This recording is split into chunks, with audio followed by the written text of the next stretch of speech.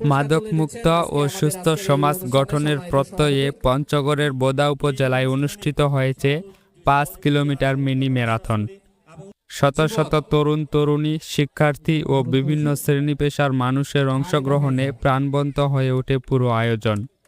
পঞ্চগড়ের বোদা উপজেলার সাকুয়া ক্রীড়া একাডেমির উদ্যোগে আয়োজন করা হয় এই মিনি ম্যারাথনের। সুস্থ সমাজ গড়ার পণ, মাদক মুক্তির ম্যারাথন প্রতিপাদ্যকে সামনে রেখে আয়োজিত এ দৌড় প্রতিযোগিতায় কয়েক শতাধিক প্রতিযোগী অংশ নেন।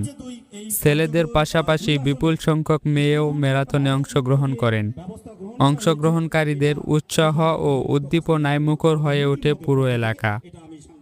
৫ কিলোমিটার দীর্ঘ এই ম্যারাথন শুরু হয় সাকুয়া গোবিন্দগুরু উচ্চ বিদ্যালয় মাঠ থেকে। পরে নির্ধারিত পথ অতিক্রম করে এটি শেষ হয় সাকুয়া হাই স্কুল অ্যান্ড কলেজ মাঠে। ম্যারাথন শেষে অনুষ্ঠিত হয় পুরস্কার বিতরণী অনুষ্ঠান।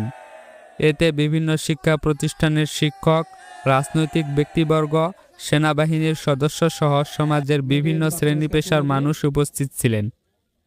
অনুষ্ঠানে অতিথিরা বিজয়ীদের হাতে পুরস্কার তুলে দেন এবং মাদকমুক্ত সমাজ গঠনে তরুণদের আরও বেশি করে খেলাধুলা ও শরীরচর্চার সঙ্গে সম্পৃক্ত হওয়ার আহ্বান জানান।